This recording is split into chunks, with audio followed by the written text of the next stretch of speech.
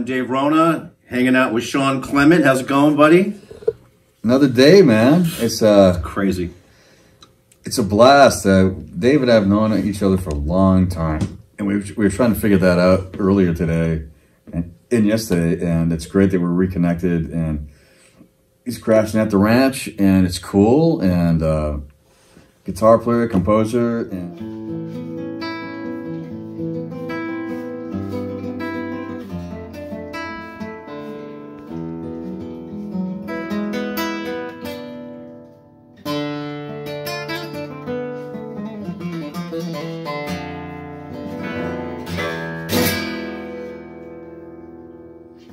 we got a history that's really cool, and it's kind of funny just going through old stories, and you know, it's awesome.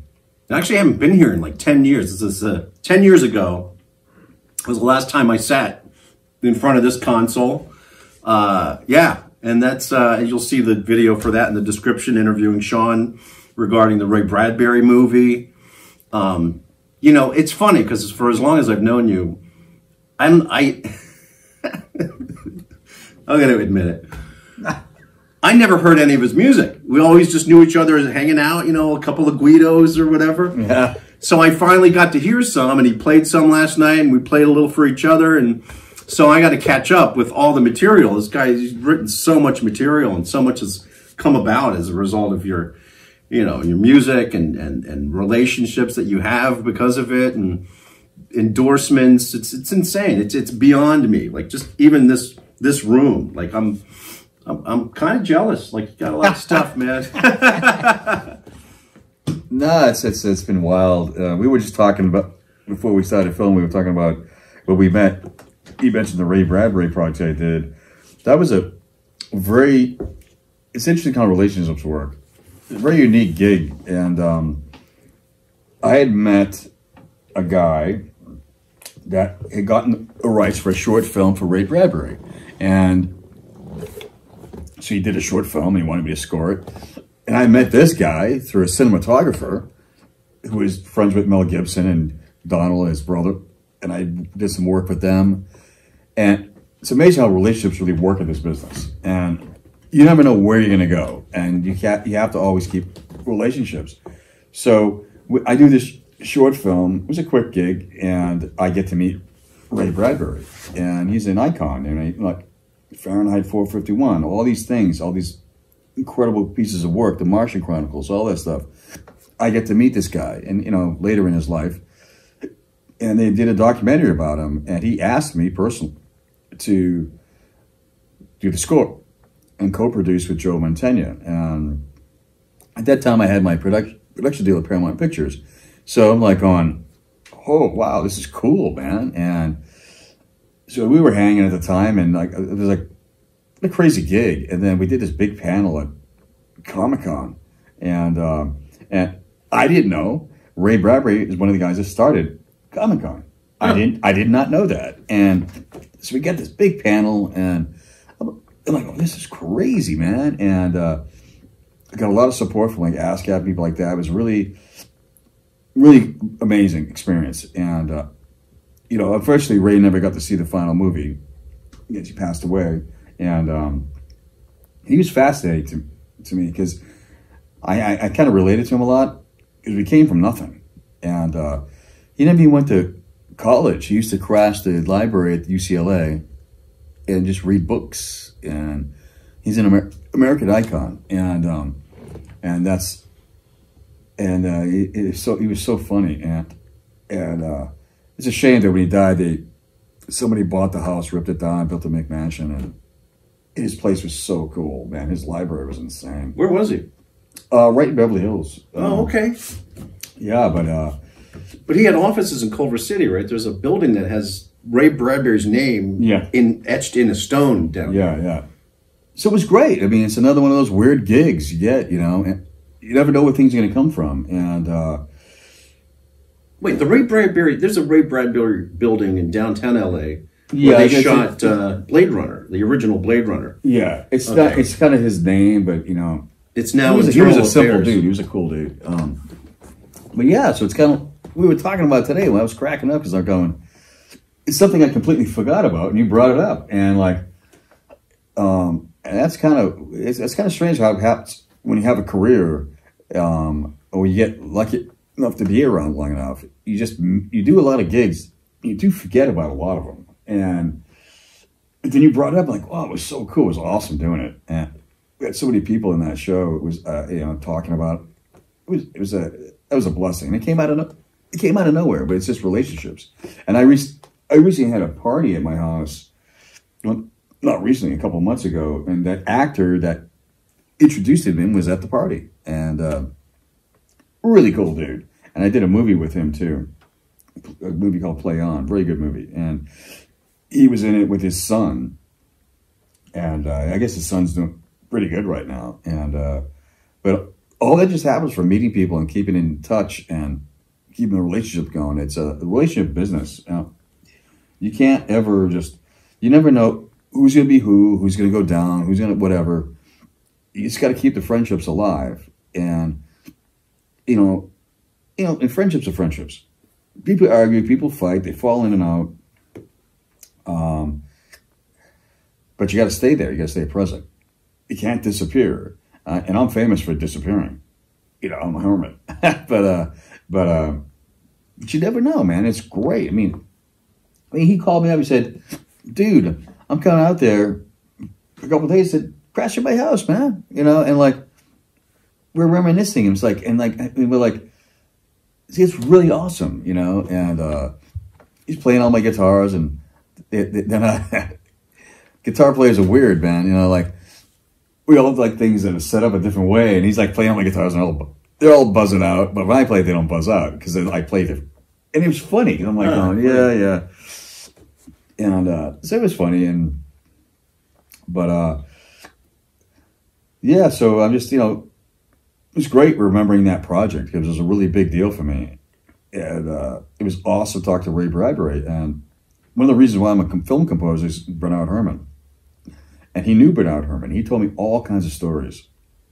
I never met him because, he died. I was 7 years old. But, and it was just awesome hearing these stories of legendary stuff. And so my head's racing right now. So it's kind of cool. Do you got one? Well, that you can tell. Well, yeah, that's the trick, right? What do you? And everybody's warning me about this one. One of the things I wanted to talk about. I used to go back home. I'm from Boston. And every time I went home, Berkeley, because I went to that school, they'd ask me to kind of do a seminar. And so what do you want to talk about? They're already at school to learn their theory and all that stuff. What do you want me to say? They're already getting that.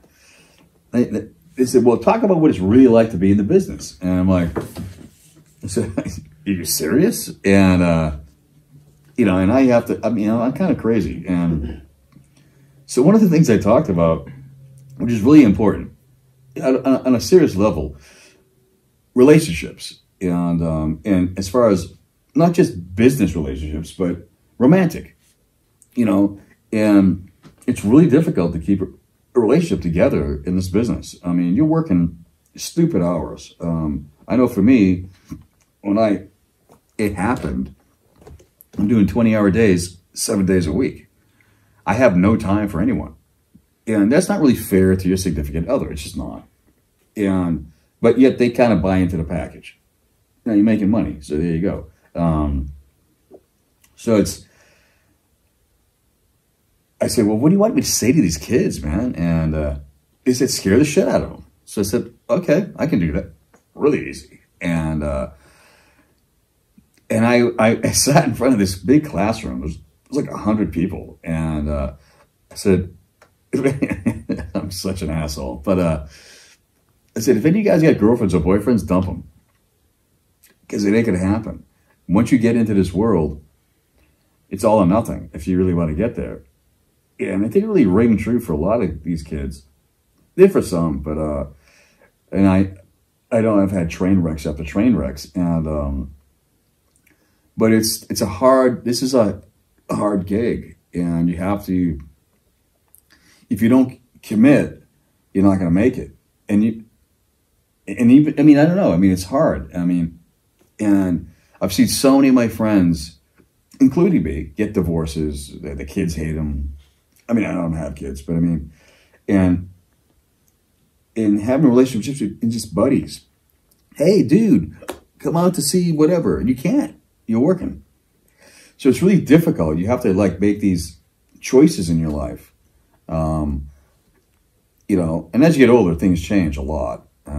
As for me, but I mean, but it's like big decisions you have to make. I mean, these are long, crazy hours, and I don't regret any of it, though. I don't. I love being locked in the studio for 3 days in a row. I mean, I love it. It's awesome. But, you know, anyway, I'm being really cool about this because I can go off in a lot of tangents, but, and it's not just the film world, it's music world, period. It takes a lot. It's a lot of work. It's a lot of, and you have to really find that person that can deal with you, which is hard to do. But see, the cool part is you have friendships like my friend Dave, who we reconnected after all this time. It's awesome. And, you know, and I recently recorded a track a couple of weeks ago, a song called Chapters, and I reconnected with a singer that I hadn't worked with since 2006. And I saw him at a benefit. I said, that's the dude. And we did this track, did an amazing job. I mean, but so all these years later, we're back in, and that's the beauty of keeping relationships. You know, don't burn bridges. Never burn a bridge. And one thing I learned a long time ago, you know, you could be working on a gig, and the director or producer could be some big dude and then crash and burn. Or you can meet the janitor, all of a sudden he's the big director and producer. So respect people. You know, they are who they are. Don't like them for what you can get. Just keep the relationship. And I'm big on relationships. I've had friends for 40 years. And you never know. And it might be just a barbecue, you know, going in some dogs. I mean, I got a gig which made me a fortune. I was at a barbecue. My cousin was throwing a party at his friend's apartment. They had like one of those things you share in an apartment building, you know, barbecue thing with the pool. And I met this guy, Troy, and he's an editor, and he was doing a lot of music videos at the time. He was doing all the Aerosmith stuff, you know, and he really wanted to be he wants to do movies, you know, he wants to direct and write. And we're just hanging out and literally grilling sausages on the frickin' grill, and we became friends. A year later, he's working on it was like one of the first reality shows, and World's Scariest Police Chases. And I said, dude, hey, you want to do the music for this thing? I can introduce you to the guy that's making it. And I'm like, yeah. And I just got off a cartoon series and for Universal, and I met the guy, cool dude. Said, let's do it. So a few $1 million later, all because I was at a barbecue. So, and him and I are friends to this day. He lives in Chicago now. He's an editor, and but you just don't know how relationships work. I mean, yeah, everybody got rich on that show, like I did, and you know, and then that led to all kinds of other things, which is great. You just don't know. You can't. You got to keep open-minded, and you got to like just, you know, keep the doors open, you know. And it's funny, I say that, and I shouldn't say this because, but I mean, I live really privately, but you know, I don't lock my doors, you know, and it's like I'm open. I mean, I had friends from all over the world, and that's the thing. You just got to keep open, and you know when to say no, but don't say no. I mean, it's kind of weird. It's kind of an oxymoron, right? Like I'm looking at right now, I got a little VIP pass hanging here from Paul McCartney when I got to meet him and I'm working with him. It was great. But that was a crazy night. But you just don't know where you're going to go.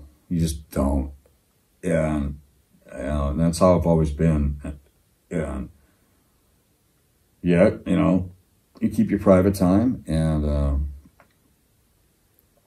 but you know, you really, creatively speaking, you got to work with everybody. Like later today, I might be recording a rap artist. I'll be honest, it ain't my gig. I hate rap music. I said it. I don't get it. I never will. But you know what? Hey, I'm open. You know, it could be some creative outlet that I don't know about yet. And so wait a minute, you don't have the NWA album? No, I do not. Wow, I got it in my car. Yeah. You gotta love the hip hop now. I worked with one rap artist. What was his name? D'Angelo. Sounds right. It's a long time ago. That guy was nuts, and he came up. He had all his bling and doing his thing, and I'm like, oh my god, man, how long is this gonna take? And I got that gig through Mariah Carey. Wow. Says, you don't like this guy? I'm like, I did. He was a cool dude, but I mean, I was like, I wasn't getting the music. I'm like going, my brain doesn't conceive. And so, you know, see we if should do a rap album. Do a what? We should do a rap album. You could just put out all, so you get to put out all your angst, and it doesn't have to necessarily be, but as long as you can rhyme a little bit, you know, and just say what's coming from the heart, you know. I can barely talk as it is, man. Rhyme? Shit. Or maybe do the first one that doesn't rhyme. That would be new. Okay, that's unique. I'm into that one. That's a good idea. We'll be holding auditions on the 5th of April. No, it's so fucking funny. Like, like a very famous producer friend of mine, we've done a couple of records with. His son produces a lot of, like, I guess, rap R&B. And we were at lunch one day, and he's like, and he's really proud of his son's a great guy, and he says, yeah, I don't dig that music at all. I'm a rock and roll guy. And he's done like some of the biggest rock records in history. And so it's kind of funny. He's still proud of his son because his son's doing really well. He doesn't dig the music. And ironically, a record I did, one of those people helped me out getting it recorded. And that was really cool. We did a track called Where Is Him? And the artist was Beyonce, who helped me get the room for free on her dime. And that was really nice of her.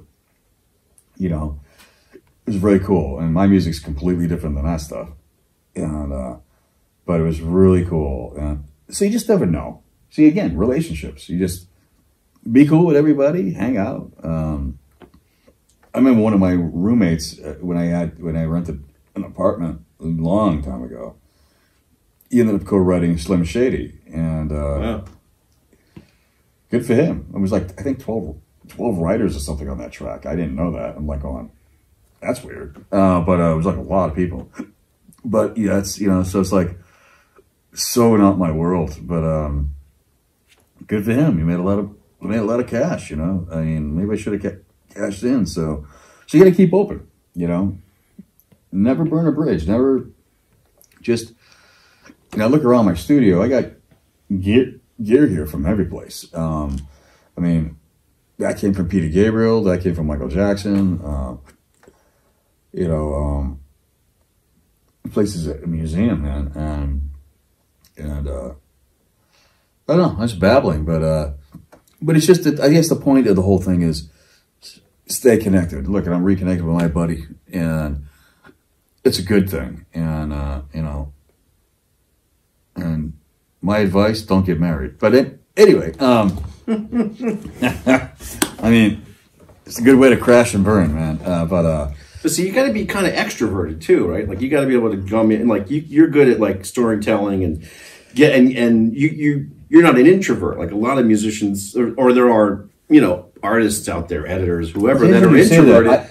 am an introvert, and I mean, it's weird.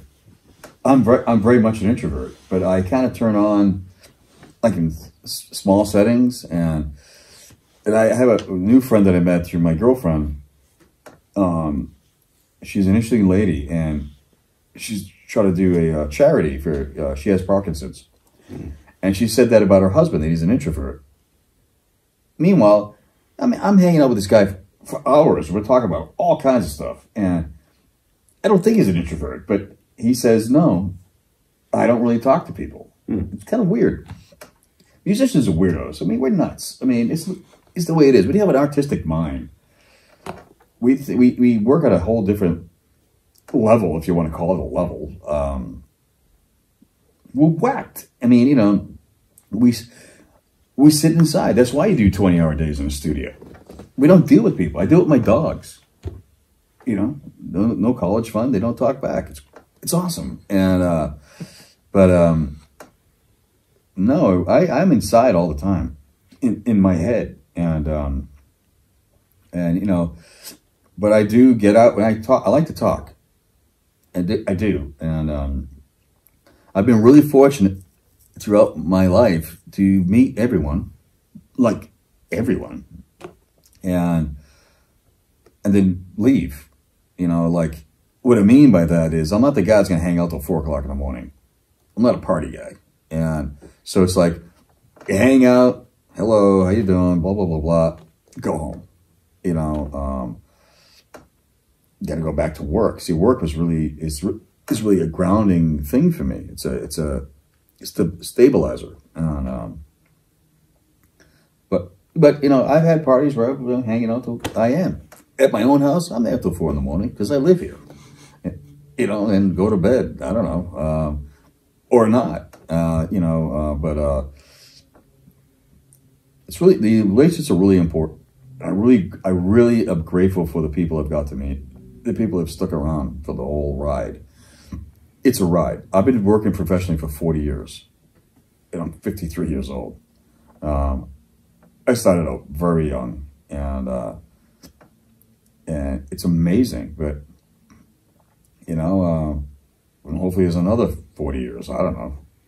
But see, it seems like, you know, a lot of it is people just seem to like you, and you'd get a gig as a result. I mean, did you feel that, you know, on one hand, it was people just liking who you were and then entrusted you with the musical side of things, or say, did the music speak for you? Like, did they hear your music first and then be like, oh, who's this guy? Let's meet him. You know? I think what happens, what you said before, it's a relationship. Unfortunately, and here's the big bad thing to say, the talent means nothing. It only means something when you get the gig. Don't screw it up. But it really, it's relationships. So you see people on tour, right? And I used to do that when I was a teenager. And the best player doesn't always get the gig. Yeah, true. Can they get along with you? Like you're on a bus, on a plane, in a hotel, and what if you're an asshole? They don't like you. You can play your ass off. If you're a dick, you're tossed. You got to get along. Yeah, true. So it's really relationship business, and your talent has to come in at one point because you can't screw up the gig. Don't be late. Don't suck. But you know, it's all about this connection. You know, and again, I was lucky. I mean, I worked with producers for like years because they trusted me, and we were friends, you know, and like they knew they were going to get what they wanted, and I was going to deliver. And was I the best guy? I don't know. I really don't know. But that was the trust, yeah, relationship is everything. If you don't have that, it ain't going to happen. As far as I'm concerned, that's been my career path, and I was on TV shows for 10 years at a time, and they kept calling me. Oh, we got another one. Okay, great, awesome, amazing, and they do what they're going to get, you know, and great experiences, you know. But like when you got to get inside people's head too. Like it's funny when you get a director. Like movies and TV shows are completely different, and for me, and with a movie, you got to really connect with the director, and you got to kind of figure out what he really wants. I've always been the guy that says, well, I want to do what's right for the film. Yeah, I did a movie once. It's probably my last story for today, but they warned me. They'd show up. They said, okay. And it was a production company, and the son was running the company. And the director wanted me on the film for a lot of reasons, and he's a cool dude. He said, okay, when this guy shows up, ignore him. I'm like, what? I mean, he's running the show. He's the producer. He has all the money, right? So he shows up. The guy's like a moron. And nice enough, but just dumb as a doorknob. And he says to me, this is before you even watch frame 1 of the movie. And he goes, you know, I know music. I'm like, oh, cool. He goes, you know why? I said, no. He goes, I've been listening to it my whole life. I'm like, oh, excellent. And my wife's a violinist. Oh, excellent. He's got the world. He's got it all. He knows everything. And the guy was an idiot. He was not a bad guy. He was just dumb. And so I said, okay, here's what I'm going to do. Man, I bullshitted my way through this thing so fast. I said, I'm going to do this kind of thing and this kind of thing. Just all these musical terms that meant nothing. It's exactly what I want. It was the last time I ever saw him. I scored the movie. I only had like 2 weeks to do it. And everybody loved it. And but just an example of like, wow, wacky. And I'm friends with all of them. I'm not that guy. He never worked again. He never did another movie. I mean, his dad took over the company, and that's got to be a life. But I don't know. So I have so many of these kind of stories, but no, there was no bad will. There was nothing. It was just like they warned me, and then when he left the room, that's when I had my place in Beverly Hills. They said, "Do you see what they're talking about?" I said, "Yep." And we were good. Now let's go make the movie, right? Let's go finish it, you know? Nice. Funny stuff, man. But did you connect with the director? Oh, yeah. We're friends to this day. Great guy. Cool dude. And he went back to doing First AD. He was working a lot with Spielberg. And he's back to doing that. So, because, like, I guess it was too... I think he liked the idea of directing.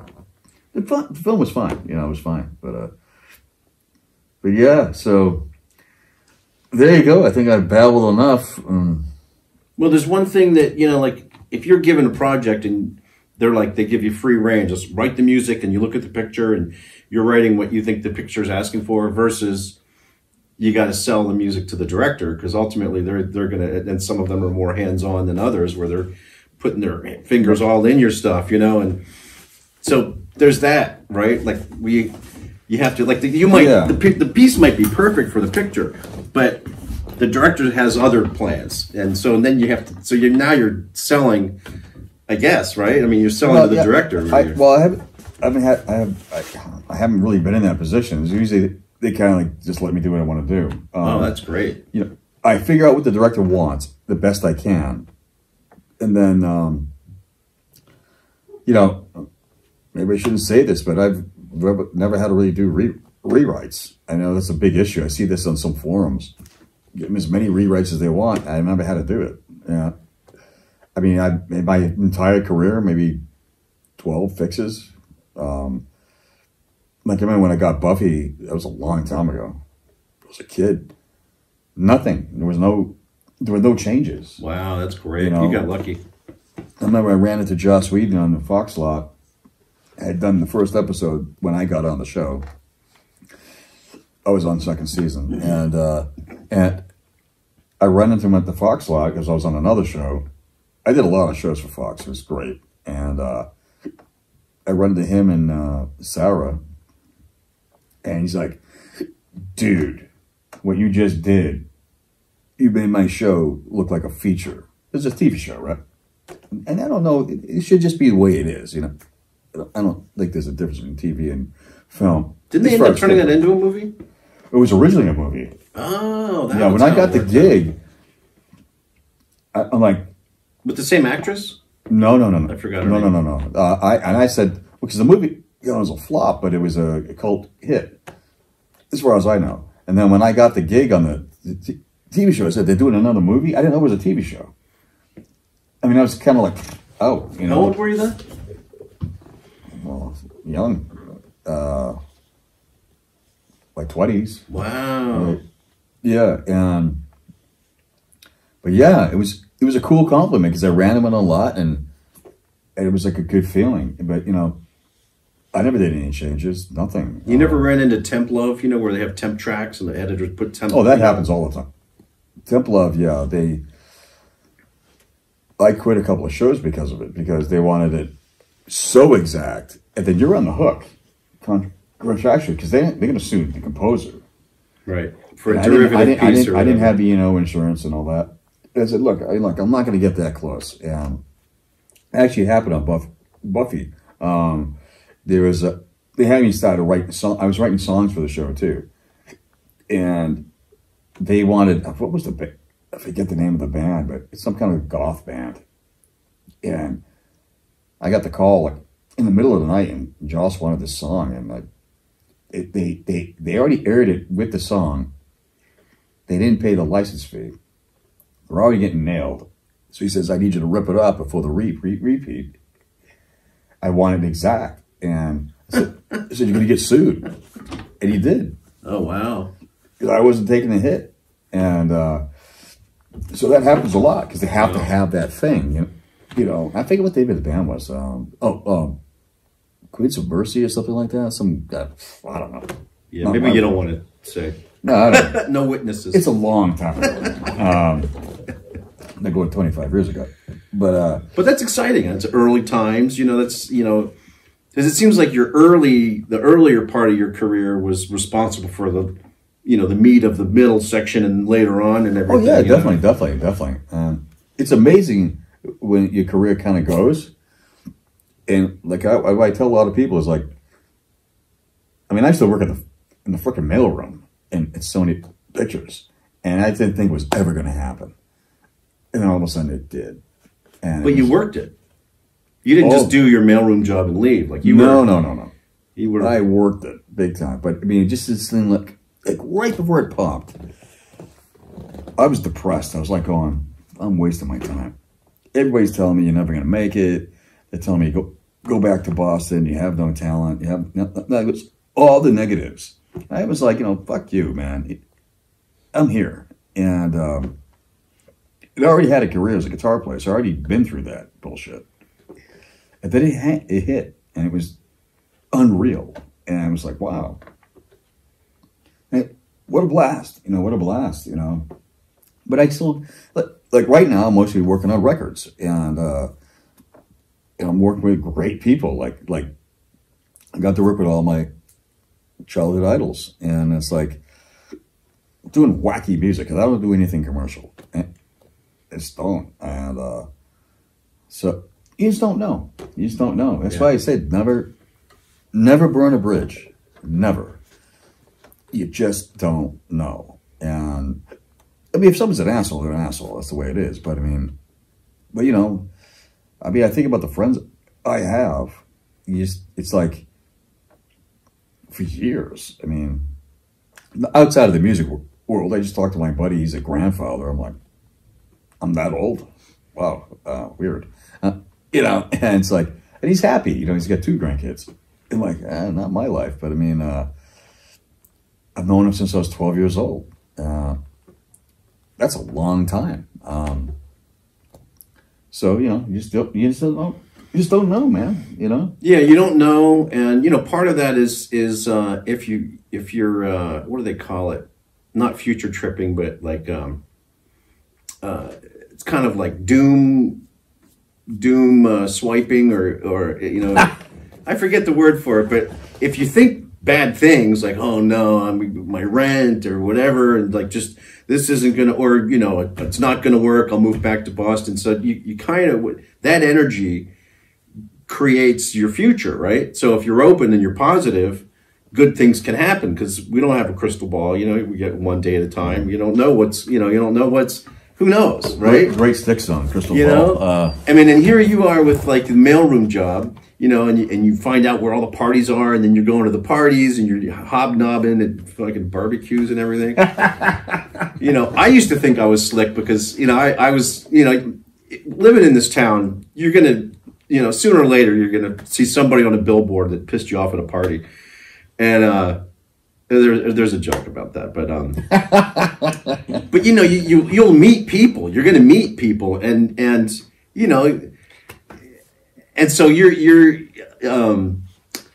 my version of being slick was the Hollywood Reporter of Variety. Like during screenings, I would call and book myself as my assistant and be like, yeah, Mr. Rona will be there +1. So I would go to these screenings at Warner Brothers, Paramount. You know, I was on the lot, and I thought that was cool enough. Like I was happy with that. Dude. You know, or I used to do what I did. This is a great one. So, okay, the last page of the Hollywood Reporter used to have this thing called Christie's Corner. And he was a dude that would cover all the parties that happened during the week. So I'd get it. I was working in the mailroom, so I had the reporter. And I'd just call every producer that was at any of his parties and say, hey, I met you last night at the blah, blah, blah, blah. And I'd get meetings. And like, oh, wow. I swear to God, some of the biggest producers in town. And I'd show up and go, oh, you're an incredible composer. Oh, bullshit. I didn't know anybody. I'm in the mailroom. I'm stuck in mail. And I was at everything. I did it religious. And what was funny... No, but you forgot that like during the day, he had his hair back in a ponytail. I was like Clark And then Kent. at the parties, he had it out with And a suit on. I had hair like down to half my back. And he had a phony Gucci watch. I mean, you know, whatever. I mean, right? Whatever it took. And like, it was stupid, man. Little necklace, you know. Yeah, it was like it was wild. And I'd be in these meetings going, I haven't done shit. But I got the meetings. I had no agent. I had no manager. Nothing. I mean, so what'd you do at the meeting? Yeah, it's great. You know? Didn't they ever be like, didn't see you at the party. Did you see him at the party? It's Hollywood, man. I think it's different now, but I mean, this is a long time everybody's ago. getting sober now. And they remember. I mean, it was weird. And I'd be at these. I mean, there's so many stories, but I mean, but that's what I did. I wanted in, and that's how I got in. Like, you hear a lot of stories about, like, you know, people will go to USC or Berkeley or whatever, that they go and ghostwrite for somebody, and I didn't do any of that. I went to Berkeley for 2 years. I left. Wow. And I had a full boat ride for 4 years. I bailed because I just Did you get support out here from Berkeley people? Really? Because Berkeley, there's like a contingent of Berkeley. Well, there's a big community here. They used to have these parties and stuff, and like, but no, I kind of didn't do the road. I didn't ghostwrite. I didn't work for another composer. I didn't do any of that stuff. I just crashed a lot of parties, and I just made my music. I didn't even have a studio. Did you have a demo? No. I had my jazz demo because I had a fusion band. So what would you say at these parties? I don't know. You would just make stuff up? I don't know, man. Wow. And then what, did that lead to anything? Like, what meeting? Yeah, a career. Wow. You know, just, you know, like I said, I didn't even have a studio. So I'd be friends with other composers and say, hey, dude, man, I got this gig. Can I use a studio? Because I didn't have any gear. I had a bunch of guitars and stuff. Let me ask you something. When you called these producers, did you know that they were attached to any projects or anything? Yeah. Oh, okay. So you didn't even ask them on the phone if they were looking for a composer. You would just get the meeting first. Yeah. And just walk in and just be cool. And you got to just be cool. I mean, I don't know. I mean, it's a different business now. It's completely different now. But anyway, just... How does it work now? Well, there's... Relationships, right? It's relationships, and, you know, a lot of new people out there. A lot of the, you know... Life moves on, you know. I've been doing this for a long time, and I've been in LA now for 30 years, and wow, I went by in a flash. It's yeah, it went by quick. You know, but no, it's endless. The scams, not scams, but the things I would do. I mean, it's funny, you know. I would drive through Beverly Hills, and I didn't have any good clothes. I mean, I'm a poor musician. I was driving a little Toyota Corolla FX16 that I drove across country in, and it was beat to shit. And I drive through Beverly Hills and look for parties. Like, I see a lot of cars. They go, there's a party. That's so, and I had one jacket I got from Rico Kasich. He's passed on. but he's a tall dude. I'm a short guy. So I had this jacket. It should have been a fucking dress, you know? And people thought you were in Talking Heads. And so I just put that jacket on. And I just walk into the party. And, you know, I'm a short dude, so it's easy. Because when you're short, you can just get away with everything. You know, if you're tall, they got to look at you. Me, I'm just right through the crowd. And then just go to these parties. One, I got good food, because I was living on Top Ramen. And I look in the house, I see an Emmy or an Oscar. I go, okay, I'm in someplace important. And I just stop talking to people. Well, I think I'd be like, I'll just bring that home. No, I'm kidding. Well, that's not mine. But I mean, and I got so bold, I started inviting friends. Hey, I'm at this cool party, man. We're over on whatever, Roxbury Ave or whatever. I was doing this stuff like nonstop. And I just met everyone. And it just depends. That's how I got in. I mean, that was the beginning of it. And that's then, funny. You know, and I mean, nowadays you probably get arrested on just entering the driveway, but I didn't care. I mean, you know, I'm like, how am I going to get into this business? I didn't know anybody, you know. I come from the rock and roll world, you know. I didn't know anybody in the film business. And, but I started meeting people. But like I said earlier, once you get the gig, don't screw it up. Because if you don't deliver, you're done. Yeah. And I was lucky, I delivered. And like I said, I was borrowing people's studios. So we got to learn how to use any piece of gear in the world because I'm in a different studio. And these guys were they were nice to me. They let me use their place. I was living in an apartment. I had an M1, 6 guitars, a couple of amps. That was it. I had no gear. And I was doing entertainment at night with that shit. That was interesting. And I just went from there. And it was like, I just rolled the dice. And it was weird. Working in the mailroom was really strange because like everybody in the mailroom wanted to be something in the business. And they didn't do anything. Like, I mean they're in the nerve center of like this information. You got a script, drop it up on someone's desk, you know. I would, you know. Yeah, right. And I met, this is an interesting story. So I was delivering mail. See, you had the Sony lot across the street. We call it the Pyramid. And that's where all the lawyers were and all that bullshit. And so I had that route. So to get across the street, you had to go through security. The admin building, yeah. So my friend Anton Fisher, they made a movie about him. And he was my friend. And I never got to score his movie. And there's a good story about me hitting up Denzel Washington because that's the first time he directed. I said, I'm part of a story, man. You know, you got to give me the gig, you know. And I hit him up at the Oscars. He was nominated for the Hurricane. You got to have balls, man. And the guy that ran the Sony store, he's the one that ended up playing him in the movie, Derek Luke. No way. These are all guys I was working with. And wow. That's what I mean, relationships, right? I never got the gig, but it was kind of funny that when it happened, we were all starting out together. But nobody else really went to the table. And I was like, I'm going to get in no matter what. And it did. And in a weird way. I mean, no one pulled the stunts I did. And like, I don't know.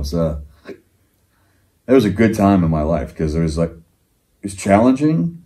It was scary. I was young. What a blast. I mean, and that's where I met my future ex-wife. And see, I broke my own rules. I got married, you know. But it was weird. And I would take her to dates. Go to all these premiere parties. Free date. And like, she never got an invite. And she was a lawyer. How's the mailman get an invite? I was stealing them. And like, she never knew until I got married.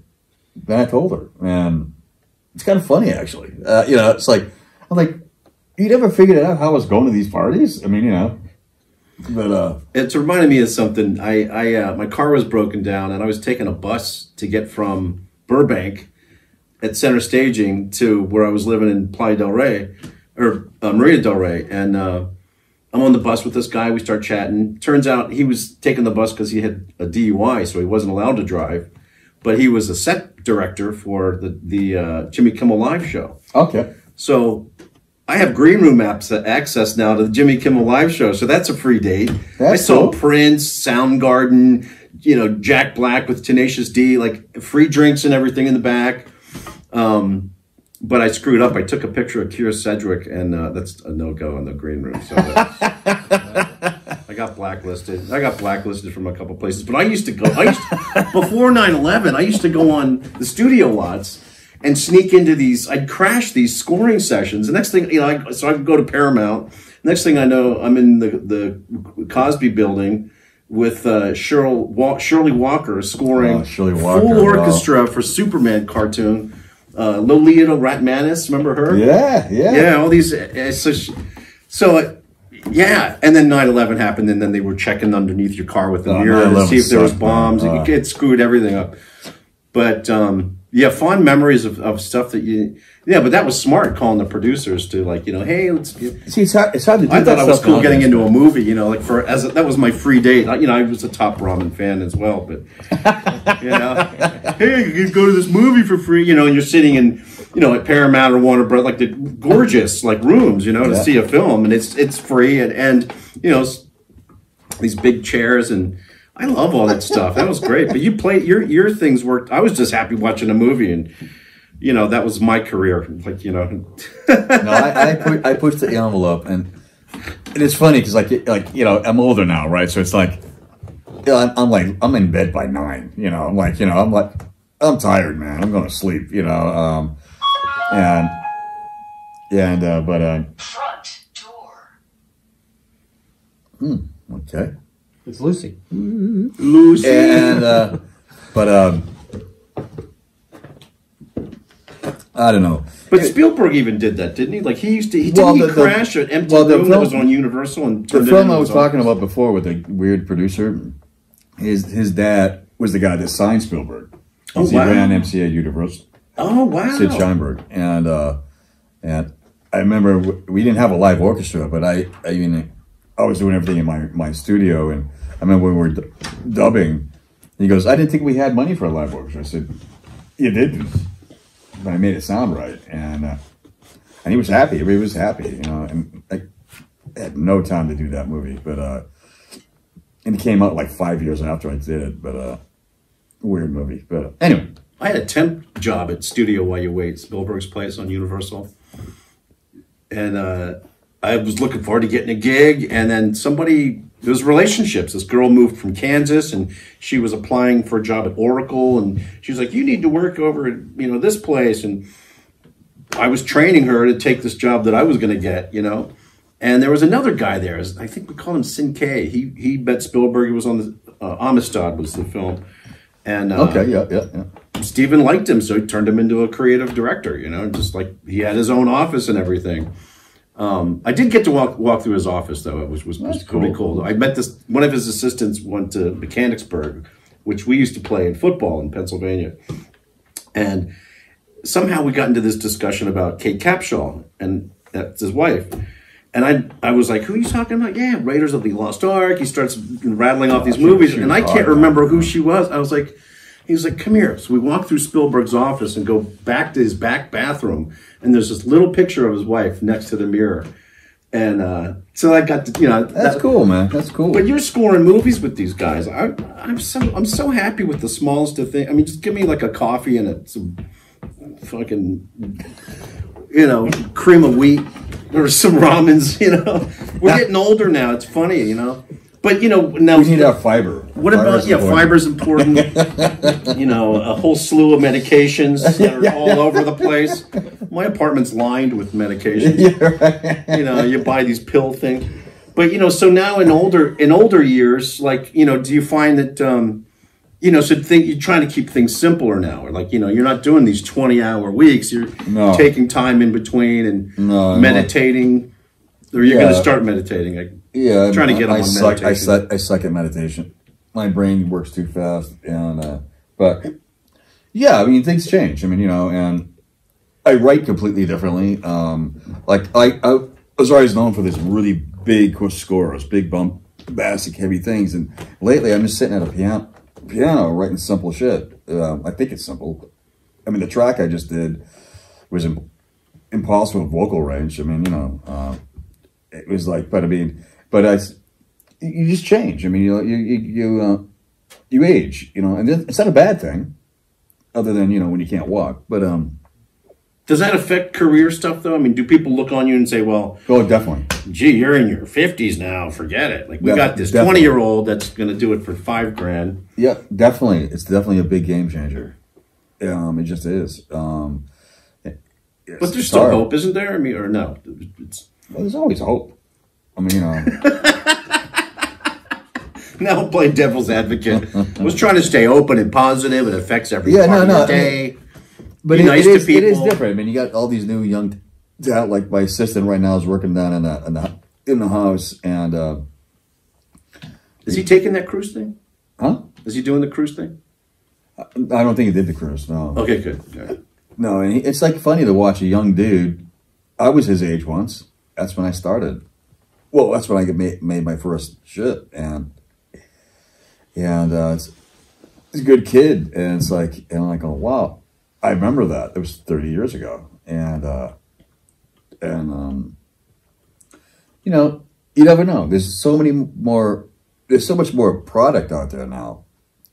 It was never like this before. And so more opportunities. Yeah, I think so. Huh. There's a lot. I mean, it's all this media and stuff, and I'm kind of old fashioned. I kind of just stick to film and TV, but I mean, going back to doing records was a really weird move, but I just needed to do it, you know. It's like I got kind of burnt out for a minute, you know. Just like, you know, I was just like, man, I need like a weekend off, or a week off, or a month off, you know. And so making records, is there any money in records? No, not for me, but I'm doing it because it's creatively satisfying. Getting to work with some of my all-time friends and idols, you know. Vinny Caluta, I got to work with Keith Evans and Alan Holdsworth. I mean, all these guys, and it's a blast. Music's outrageous. I mean, it might sell 10 records. I don't know. That's not why I did it. Just because I needed that creative freedom outside of the, you know, the other part. You know, now it's, you know, different process though, right? Completely different. Yeah, like a different world. And it's a good world. It's just different, you know, and hanging out with the guys. I mean, because I haven't done it. I mean, these records I've been doing, I haven't done in years. I mean, I stopped doing records when I was 25 years old, a long time ago. So no, that's been fun. It's been a blast. It's really cool stuff. Yeah. So is it just your role now? I mean, with like this project that's coming up with the hip hop person, are you working as you're recording these guys, or do you have creative input into it? I'm recording them. I'm starting to like use my studio to have people record it and stuff like that, and if they want me to produce, we figure out a deal. But you know, I'm keeping my assistant really busy because. So if you need a place to record, yes, yeah. You're and here. We got everything here, but yeah, we'll get you on the podcast, and I'm just making promises. But I mean, we got to wrap it up because I think this guy's showing up to record. So yeah, we firing up the studio and hear what he's got to say. And this is great. This is fun. Well, this is what it looks like when two people come together. Fun, you know? Here, give me some before. You know, this is 10 years since we've been in this room together. Has it been 10? Yes. It is 10, yeah. So, relationships, be careful who you hang out with, because they might rub off on you. Don't get an STD. And there you go. That's my public service announcement. Awesome. So, tune in next time. Everything that you need to know is going to be in the description. Thanks again, Shawn, for your time. Bro. Thanks for having me as guest. And Rock lives with Rock Live. Little tagline, that's good. Yeah, still. You know, the guy's 70 years old. He moved to Costa Rica with his wife, and he's doing a Rock Live Costa Rica now. Hoy, Costa Rica. But so I said to him on the phone just a couple days ago, because we're still friends, I interned at his show back in the early 90s. Yeah, early 90s. And I was like the host of this show or whatever. We had chicks too, which was great. Are you from the East Coast? Yeah. Yeah. Do you remember Hammerjacks? No. Oh, okay. They might have plowed it down. They plowed it down and He's built a, the Ravens. He's a young guy. He's a young guy. Yeah, yeah. They built this. They plowed. Hammerjacks had 18 clubs inside, 18 bar. It was this huge. If you were touring the East Coast, everybody knew about Hammerjacks. It was the fucking club. But they mowed it over to build the Ravens stadium, so it became a football stadium. But I was just on the phone with him, and I was like, "Hey, Phil." He's like, "What?" And I was like, "Well, we're ending the call," and I was like, "Rock lives with Rock Live." He cracked up laughing. But they're doing a documentary about Hammerjacks. I think Rock Live's going to be in there. But you know, it's funny. I was also at this other TV station. I was getting into television production, and I got my degree in television production. I was at the local PBS fucking station, Maryland Public Television. Nice. And I started getting the gig. They were like, "Well, you're a musician. Why don't you go hang out in the recording studio?" And everybody was telling me, "Don't go up there. That guy's an asshole. He's a fucking asshole. He's an asshole." So I would go. I just finished doing something called not life extension. It's this seminar like you go to for a weekend. Forum education. So I just finished doing Forum. And so I was like ready to fucking, you know, be tenacious and have some balls and whatever. So I would go to meet with him, and he'd make me wait in the lobby for hours. 4 hours would go, and he'd come down just to tell me that he didn't have time that day. I'd come. I showed up the next day. I did this for like 5 days, and finally he was like, "Okay, come on up." And then we started talking about guitar and stuff, and then he was just like, "What do you want from me?" And I was like, "Well, I want to do this and that." And he was like, "All right, come over here." And we go down this hallway, and there was Studio B. It was an Angela Amick board, and he had the drum machine. It was like this drum machine. The Lynn? Yeah, the Lynn drum machine. And he goes, "Here, he figured this out," and he left. So I'm fucking around with the Lynn machine, and I was like, "Hey, check this out." And he goes, "All right," comes down, it comes, but here's a bass, you know, whatever. So I'm messing around with some stuff, and then he leaves and comes back with a reel of 2-inch tape and drops it on this fucking Studer 16 track, and he goes, "Here's record, here's play," and he goes away. So I fill up the fucking tape with all this shit, right? And so I'm in there working, and I could be in there all night long, you know? And so he comes back one day, and he brings this lady, and oh my God. And I'm working on this track that I fucking hate. It's got the bass, it's wrong. It's the wrongest part of the tape that I've recorded on. And he's turning it up, and this lady, you know, is there, and then, you know, she nods and walks away, and then the phone rings like an hour later, and she calls me down to the office, and I signed my first deal to play guitar for the show that they're going to do. And I was Nice, like, man. wow. And then another asshole. These are good stories, man. And then another, oh, well, I guess I could have told my bit. Another asshole in the building, John Davis. He produced this show called Motor Week. It's a car show out of Maryland Public Television, but it's national. So everybody was like, "Oh, don't go to John. He's an asshole," right? And I'm like, perfect. I'm going to show this guy that he's not the asshole everybody else treats him like. And so I would go to his editors that were editing the show, and I would give them these CDs that was upbeat sports aggressive music. That's what, and they loved that term. That's how I labeled myself. Nice. And it was Van Halen sounding, you know, ding, ding, ding, cat, ding, ding, you know, whatever. Yeah. And so these guys were eating it up. So I began licensing my music to the show. And I probably should have never left there, but you know what? Don and I are still friends today. Don Bartow was the senior audio supervising. He oversaw all the audio that came out of that room, the big room. Did you work at Mercury Records? No. I worked at Polygram Music and Business Affairs. Yeah. Polygram. Yeah. Right. Okay, that's Jennifer Rick. Oh my God, she's my favorite boss to this day. She was so smart. She was a lawyer, but music.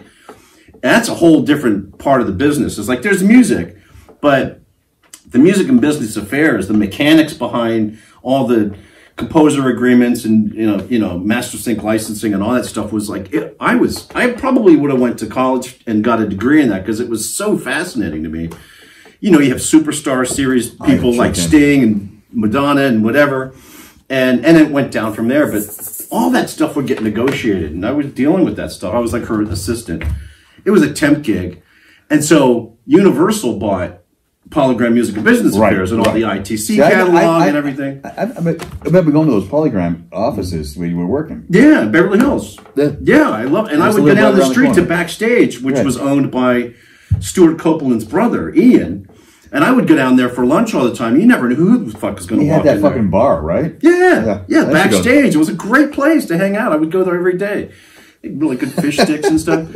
So I was hanging out there, so Universal was going to buy Polygram, and I think it was. Should have filmed this. I think it was Paul Garfield. I think that's his name. Can edit it out or whatever, but he was like they were going to take. Somehow I got responsible for like packing up all the master catalogs for all the stuff, the Motown record, Motown Live, like all this stuff that they owned, and it occurred to me. I was like, you know what Universal should do is take all the library catalogs and put them in all the editing bays at Universal. So I tell Paul this. I'm like, since they're buying us out now, we're going to go away.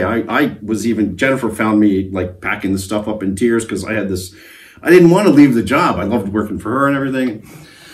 So I talked to Paul and I was like, hire me, give me an office and I'll oversee, and here's my idea. And I share the idea with them and they're like, that's a great idea. Thanks. So all this stuff gets, so that's how that, and studios work that way. Like Sony wants, Britney Spears or Rihanna or whoever's on there, they want to put them in their TV because they're getting the publishing on it if they drop all that stuff in their TV and film production. So they're, and when I worked I had an office at Center Staging working for a company. When my deal was this portable telecom system that we would lease out to rapid deployment and tour managers for music tours. So I'm dealing with Clay Hudson from Guns N' Roses and Smashing Pumpkins, and I went out to dinner with Larry Martin from Tour Supply and Paul McCartney's tour manager. That was fun. We went to the Smoke Shop or whatever in Burbank, where Johnny Carson used to go. Yeah. And that guy had Smokehouse. Smokehouse. That guy had great stories.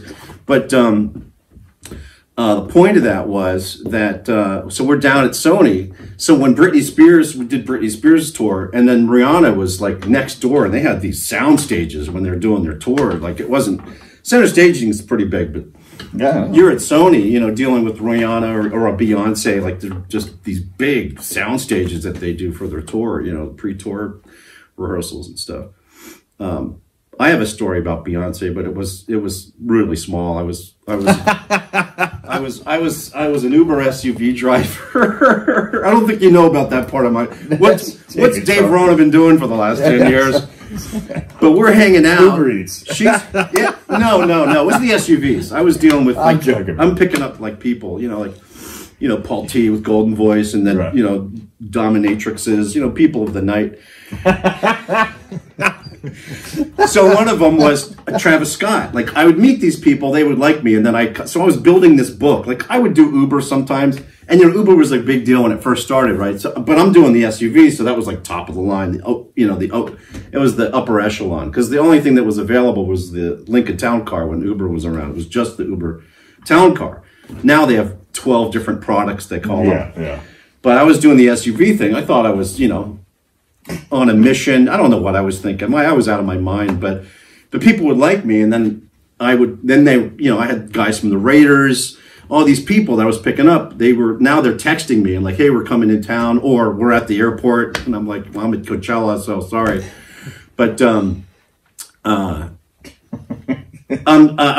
get hired as a private driver, not Uber, but like privately, because I could do that with the SUV. I could go private or do Uber. I didn't really do Uber, but Uber was exciting. So people were like, wow, how do you like doing Uber? And that's amazing. And I was like, I like doing Uber sometimes, but what I like to do is Uber off. And they thought it was some secret off menu, like In-N-Out Burger, whatever. Wow, what's Uber off? And I'm like, that's where we turn Uber off. So anyway, I built this book of people, but instead of the 6-hour gig, now it's a 20-some-hour thing. I'm standing outside of this house because Beyonce and Travis Scott are in there hanging out. They're having quality time. She was really nice, though. I heard. No, she's a nice chick. But I was like, we were just outside. I was with her driver, and wanted to go to 7-Eleven to get a sandwich or something. But not as it's funny. Just in general, when you live in LA, anything can happen. I was meeting people that you know, and I even emailed Paul one year. I was like, hey, I've never been to Coachella. So I emailed him, I'm like, hey, you know, Paul, I've never been to Coachella. And he was super cool. You know what? The thing about this part of my life, this 3.5 years that I was an Uber SUV driver, I really want to turn into a short movie. It needs to be a short movie. It needs to be a short movie. I saw it as originally Uber the movie, and then at the end of the movie, you get a little code that you get a free ride or something. Because Uber was exciting when it first came out. Now, you know, people, you know, everybody's doing it now. It's like high school kids are going. You know, you get Uber Plus or Uber Share or whatever the hell that small Prius one is, or that everybody's running around doing Uber.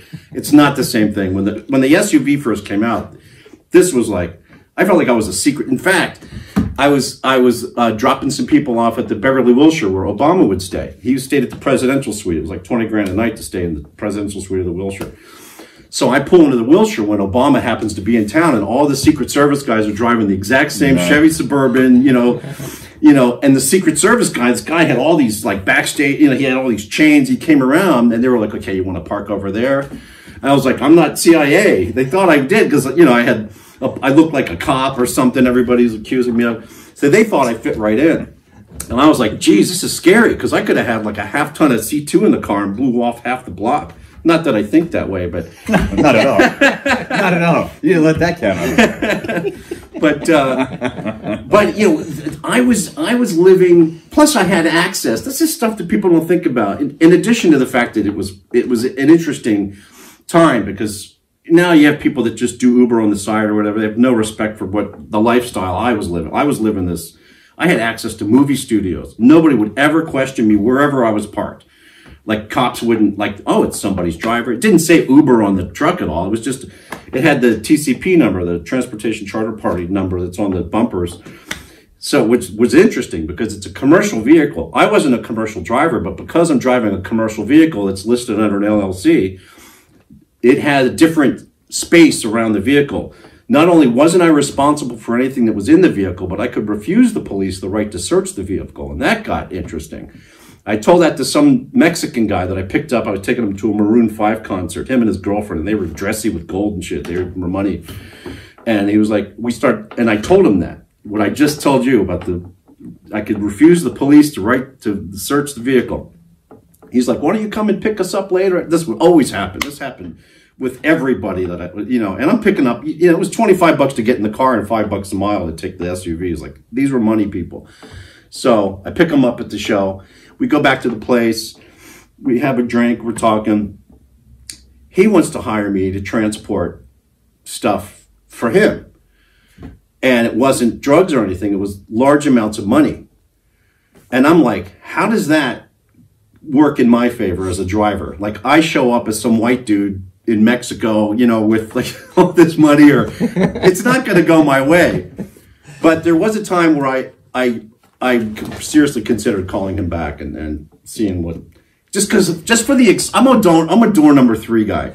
You know, 1 is, you know, you get a wife and kids and everything's going to be solid. 2 is, you don't get the wife and kids and it's not so solid. But door number 3 with the question mark, like I'm always I'm always door number 3. And that got me into the most incredible stuff that I want to turn into a short film. And it doesn't have to be Uber the movie. I don't think Uber would really appreciate it. We'd have to turn it like Uber would be spelled U, and then the 3 would, or the B would be turned around with a 3 or something. But I want my story to be told because I can't even begin to tell you that it would be really cool. And then what happened at the end, which, you know, everything came to a stop, and you know. I'm still alive, and here I am. So, rocking. Well, I got to roll because I got to see if this guy's showing up to record. I hope he doesn't flake. And I've got a 7-hour drive to go to Arizona, so that'll be fun. Looking forward to that. Life of a musician. Isn't it interesting? It's like fascinating. I mean, everybody thinks it's like this road. It's a road, but it's like this. You know, crazy. But that's shit we've done, man. Door number 3, baby.